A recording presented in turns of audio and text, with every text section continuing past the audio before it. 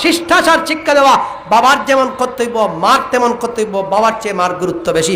এই তরবিয়তের মাঝ থেকে একটা তরবিয়ত হইল ছেলেকে পদে পদে নবীজির সুন্নত শিক্ষা দেওয়া।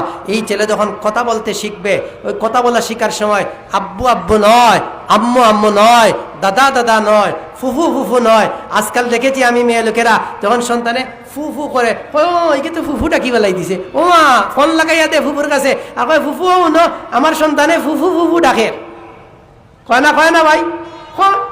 আর কিছুদিন পরে আব্বু ডাকবে আম্মু ডাকবে। না না, হাদিসে এসে যে সর্বপ্রথম ওই সন্তানের যখন জবান খুলবে, জবান খোলার সাথে সাথে সর্বপ্রথম তাকে শিক্ষা দাও লা ইলাহা ইল্লাল্লাহ, লা ইলাহা ইল্লাল্লাহ, লা ইলাহা ইল্লাল্লাহ, লা ইলাহা ইল্লাল্লাহ। তার জবান দিয়ে যেন কলিমা, তার জবান দিয়ে যেন তাওহীদ উচ্চারিত হয়। লা ইলাহা ইল্লাল্লাহ বের না হইলে অন্ততপক্ষে তার জবান দিয়া আল্লাহ আল্লাহ শব্দটা বের করার চেষ্টা করো। এজন্য সর্বপ্রথম আব্বু না শিখাইয়া, আম্মু না শিখাইয়া, ফুফু না শিখাইয়া, ফুফা না শিখাইয়া সর্বপ্রথম মালিকের পরিচয় তাকে শিক্ষা দাও, আল্লাহ আল্লাহ লা ইলাহা ইল্লাল্লাহর শিক্ষা দাও।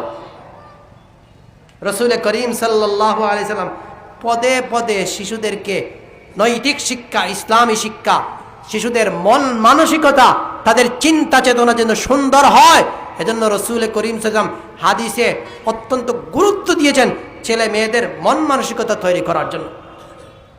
দেখুন, সন্তানের একটা অধিকার হলো সন্তান লালন পালনের দায়িত্ব হইল মা বাবার, সন্তানের ভরণ পোষণের দায়িত্ব হইল মা বাবার।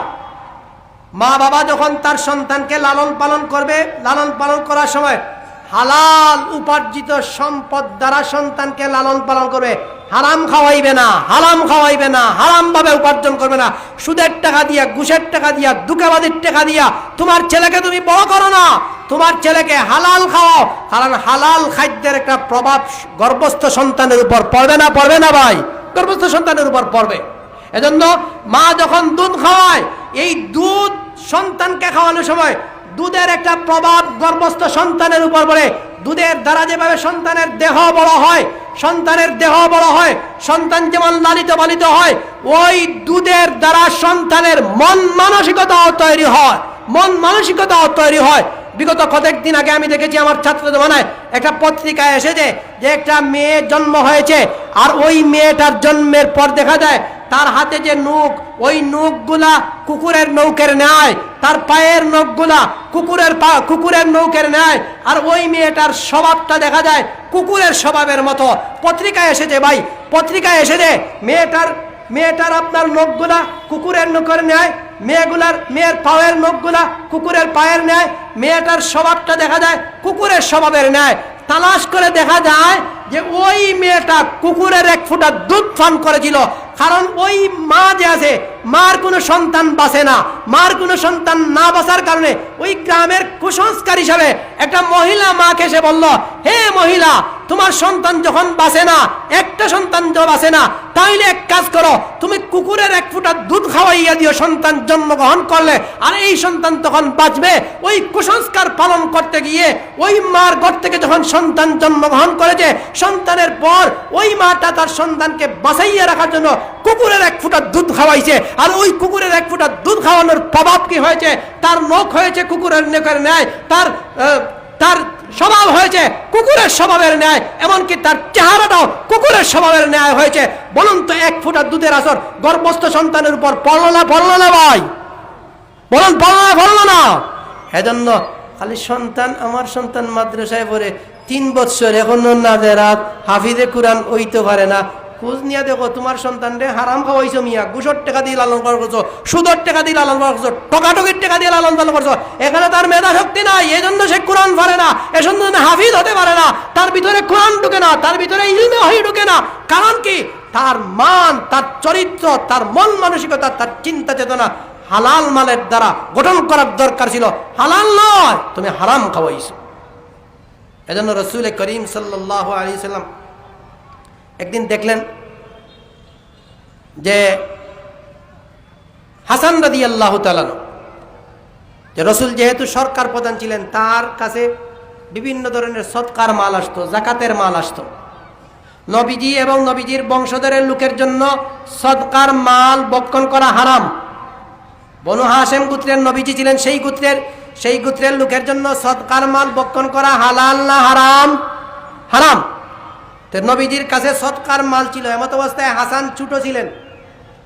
তো ছোট থাকা অবস্থায় হাসান রাদিয়াল্লাহু তাআলা আনহু ওই সদকার মাল থেকে একটা খেজুর তার মুখে দিয়ে দিয়েছেন হাসান রাদিয়াল্লাহু তাআলা। অথচ সদকার মাল বক্ষণ করা নবীর বংশধরের জন্য হারাম ছিল। হাসান যখন মুখের ভিতরে ঢুকাইলেন আর নবীজি যখন দেখলেন হাসান সদকার মাল থেকে একটা খেজুর তার মুখের ভিতরে ঢুকাইছে, তখন রাসূল করিম সাল্লাল্লাহু আলাইহি ওয়াসাল্লাম হাসানকে বলেন, কাহ কাহ, হে হাসান থামো থামো থামো থামো, ইরমি বিহা না না, খেজুরটা নিক্ষেপ করো, খেজুরটা ফেলে দাও। ইন্না লা আমালা তাআলাম আমালা আমা আলিমতা আন্না লা নাকুলু সাদাকা, তুমি কি জানো না আমরা সদকার মাল খাই না? তাইলে হারাম বক্ষণের বেলায় নবীজি তার দৌহিত্র হাসানের বেলায় তিনি কত কঠোর ছিলেন, হারাম মাল বক্ষণ করতে দেন নাই, একটা খেজুর তার মুখ থেকে বের করে দিয়েছেন। এই যে রাসূল করিম সাল্লাল্লাহু আলাইহি ওয়াসাল্লাম পদে পদে তার শিষ্য, তার ছাত্র, তার সাহাবীদেরকে নবীজি পদে পদে ছোট অবস্থায় শিক্ষা দিয়েছেন। এজন্য দুস্থ বুজুর্গ, আমরা যখন সন্তান লাভ করব, ওই সন্তানের বেলায় মা আর বাবার দায়িত্ব হইল সন্তান ঘরে থাকা অবস্থায় পদে পদে তাকে কোরআন শিক্ষা দেওয়া, পদে পদে তাকে সুন্নত শিক্ষা দেওয়া।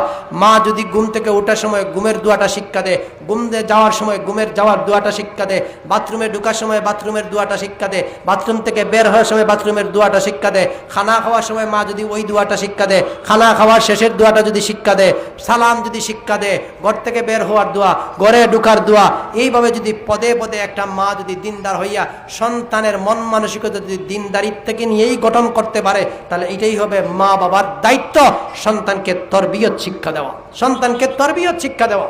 আজকাল আমাদের সমাজের মা বাবারা এত গাফেল, কারণ সন্তান এই খেলাধুলার বয়সে কার সাথে খেলতে যায় এটার কোনো খোঁজ খবর নেই।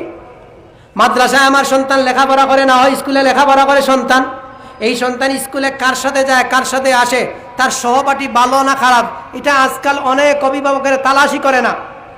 অথচ প্রত্যেক অভিভাবকের দায়িত্ব হইল আমার ছেলে ঘর থেকে বের হওয়ার পরে তার সাথীটা কেমন, ভালো সাথী না মন্দ সাথী, সাথীর চালচলন কেমন, কারণ সাথীর চালচলনের একটা প্রভাব আপনার সন্তানের উপর পড়বে। ওলামায়ে কেরাম তাফসীরের কিতাবে লেখেন, আপনার ছেলেটা যদি মন্দ সাথীর সাথে চলে কিছুদিন পরে সে মন্দ হতে বাধ্য হবে, আপনার ছেলেটা যদি ভালো একটা সাথীর সাথে চলে কিছুদিন পরে হে ভালো হতে বাধ্য হবে।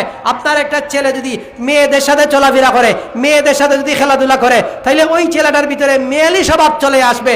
একটা ছেলে মেয়েদের সাথে চলে, মেয়েদের সাথে খেলতে যায়, তাহলে ওই ছেলের ভিতরে মেয়েলি স্বভাব আসবে। একটা মেয়ে যদি ছেলেদের সাথে খেলতে যায়, তাহলে ওই ছেলের প্রভাবটা তার ভিতরে আসবে। ওই মেয়েটা বেভদ্দা হবে, ওই মেয়েটা বেইজ্জত হবে, ওই মেয়েটা বেলাদা হবে, ওই মেয়েটার ভিতরে শরম হায়া কিছু থাকবে না, কারণ মেয়েটা ছেলেদের সাথে চলে। এজন্য ছেলে মেয়ের সাথে চলতে পারবে না, মেয়ে ছেলের সাথে চলতে পারবে না, এটা নিষেধ করা হয়েছে। কিন্তু আজকাল আমাদের খোঁজখবর নেই। আজকাল আমরা ছেলে মেয়েদেরকে এক মাঠে ছেড়ে দেই, খেলাও তোমরা টুর্নামেন্ট, ঠিক না বেঠিক ভাই? ছেলে মেয়েদেরকে একসাথে আমরা মাঠে ছেড়ে দেই খেলাধুলা করার জন্য, অথচ এর একটা নেতিবাচক প্রভাব, এর একটা খারাপ প্রভাব সন্তানের উপর পড়ে। এটাও আমাদের প্রত্যেকের খেয়াল রাখা দরকার। সন্তানের সাথীকে সে কার সাথে চলে, সে কোনো মেয়ের সাথে উঠা বসা করে কিনা এটা আমার দেখার দরকার, মেয়েদের সাথে ঘোরাফেরা করে কিনা এটাও দেখার দরকার। মেয়েও ছেলেদের সাথে ঘোরাফেরা করে না, এটাও মা বাবার অবশ্যই দরকার দেখার জন্য। রাসূল করিম সাল্লাল্লাহু আলাইহি ওয়াসাল্লামের এক ছেলে ছিল, সে ছেলেটা ছিল উম্মে সালামা, নবীজির এক বিবি। উম্মে সালামা রাদিয়াল্লাহু তাআলার বিবাহ আগে হয়েছিল এক স্বামীর সাথে। সেখান থেকে আসার পর রাসূল করিম সাল্লাল্লাহু আলাইহি ওয়াসাল্লাম উম্মে সালামাকে বিবাহ করলেন। উম্মে সালামাকে বিবাহ করার পর উম্মে সালামার আগের স্বামীর পক্ষ থেকে এক ছেলে ছিল আমর ইবনে আবি সালিমা, আমর ইবনে আবু সালামা, রাসূলের ছেলে। ওই উম্মে সালামার পক্ষ থেকে একদিন রাসূল করিম সাল্লাল্লাহু আলাইহি ওয়াসাল্লাম আমর ইবনে আবু সালামাকে নিয়ে খেতে বসছেন। তো ছোট বাচ্চা তো খেতে বসছে, সেই সময়কার প্লেট ছিল বড়, থালের ভিতরে খাওয়া হইতো। এখন দেখেন যে আমর ইবনে আবু সালামা খানা খাইতে বসছেন, ছোট ছেলে। একবার দেখা যায় হাত ওই দিকে, একবার দেখা যায় প্লেটের ওই দিকে, একবার দেখা যায় তার সামনে, আরেকবার দেখা যায় খানা হাতটা রাসূলের সামনে, হাতে যেমন প্লেটের ভিতরে চক্কর লাগাইছে। এটা তো খানার কোনো আদব নয়। নবীজি সঙ্গে সঙ্গে আমর ইবনে আবি সালামকে শিক্ষা দিলেন খানার আদব। ও মা বাবারা, আপনিও আপনার সন্তানকে খানার বেলায় আদব শিক্ষা দিতে হবে। আদব কি? এক নম্বর রাসূল করিম সাল্লাল্লাহু আলাইহি ওয়াসাল্লাম বলেন, হে বাচ্চা, ইয়া গোলাম, রাসূল বলেন, হে গোলাম সাম্মিল্লাহ, খানা খাওয়ার শুরুতে প্রথমে বিসমিল্লাহ বলো। আপনিও আপনার বাচ্চাকে বিসমিল্লাহ শিখাতে হবে। 2 নম্বর, কুল বিয়ামিনিকা, হে বাচ্চা তুমি ডান হাতে খাও। আমিও আমার বাচ্চাকে খাওয়ানোর সময় ডান হাতে খাওয়ানোর চেষ্টা করবো। সে যদি দেখি পানি বাম হাতে খাচ্ছে, না না বাম হাতে খেতে পারবে না, ডান হাতে খাওয়াতে হবে। এরপর রাসূল বলেন, কুল মিম্মা ইয়ালিক, হে বাচ্চা তোমার সামান থেকে খানা খাও। তাইলে আমরা যদি আজকে আমার সন্তানটাকে যদি এই ঘরে থাকা অবস্থায়, 5 বছরের শিশু থাকা অবস্থায়, 6-7 বছরের শিশু থাকা অবস্থায় তারা যদি আমি বিসমিল্লাহর শিক্ষা দেই, তারা যদি আমি ডান হাতে খানার শিক্ষা দেই, তারা যদি সামান থেকে খানার শিক্ষা দেই, তো এই শিক্ষাগুলো পাইল, তার মন মানসিকতা সঠিক হলো, দিনদারিত্বের আলোকে তার মন মানসিকতা তৈরি হলো। এজন্য তালিম ও তারবিয়া, সন্তানের একটা অধিকার হলো তরবিয়ত শিক্ষা দেওয়া। আর এই তরবিয়তের মাঝে গিয়া গুরুত্বপূর্ণ একটা তরবিয়ত হইল সন্তানকে নামাজ শিক্ষা দেওয়া। এটা গুরুত্বপূর্ণ। তরবিয়ত তো কথা বললাম কিছু, এরপরে তরবিয়তের মাঝে গিয়া সবচেয়ে গুরুত্বপূর্ণ যে শিক্ষা হলো সন্তানের জন্য মা বাবার অধিকার। সন্তানের অধিকার মা বাবার কাছে। মা বাবা সন্তানকে নামাজি বানাবে, নামাজি বানাবে, নামাজি বানাবে, নামাজি বানাবে। আবু দাউদ শরীফের হাদিস এসে রাসূল করিম সাল্লাল্লাহু আলাইহি ওয়াসাল্লাম বলেন, মুরু আওলাদাকুম বিসসালাত, মুরু আওলাদাকুম বিসসালাত ওয়া হুম আবনাউ 7 সিনিন। সন্তানের বয়স যখন 7 বছর হয় তখন তাকে নামাজের আদেশ করো। মাত্র 7 বছর। হায় হায় আফসোস, 7 বছর বয়স হোক আর 10 বছর হোক আর 12 বছর বয়স হোক, আজকাল সন্তানকে নামাজের আদেশ করবো তো দূরের কথা। আমিও দেখা যায় বাজারে থাকি, ব্যবসার খাতিরে 3 ওয়াক্ত নামাজ পড়ি বা 4 ওয়াক্ত নামাজ পড়ি। ফজরের নামাজে আমারও খবর নাই, আমার বিবিরও খবর নাই, আমার বাচ্চারও খবর নাই। এমন আছে না নাই? বেশিরভাগ পরিবার, 100 থেকে 95টা পরিবার এমন, যেই পরিবারের মা বাবারা নামাজি নয়, সন্তানেরা নামাজি নয়। এরা নামাজ কি জিনিস বুঝেই না। 8টা 9টা 10টার আগে ঘুম থেকেই উঠে না। যারা ফজরের নামাজ জামাতের সাথে পড়ে না, এরা শয়তানের জিম্মায় চলে যায়। আপনার সারাদিনটা শয়তানের জিম্মায় চলে গেল। শয়তান আপনার কমান্ডার, শয়তান আপনার নেতা। আর রাসূল বলেন, মান সাল্লা সুবহা ফি জামাতিন ফাহুয়া ফি জিম্মাতিল্লাহ। যে ব্যক্তি ফজরের নামাজ জামাতের সাথে বলল, সে আল্লাহর জিম্মায় চলে গেল। আল্লাহ বলেন, আমার বান্দাকে আমার তত্ত্বাবধানে নিয়ে আসছি, তার মাল, তার ইজ্জত, তার আবরু, তার সবকিছু আমি আল্লাহর তত্ত্বাবধানে। তার ইজ্জতে কেউ আঘাত করতে পারবে না, তার মালে কেউ আঘাত করতে পারবে না, তার শরীরে কেউ আঘাত করতে পারবে না, তার কোনো কিছুর উপর কেউ আঘাত করতে পারবে না। কারণ বান্দা ফজরের নামাজ জামাতে পড়েছে, আমি আল্লাহ তার দায়িত্ব নিয়েছি। এজন্য বলুন, ফজরের নামাজ জামাতে পড়ার দরকার আছে না নাই?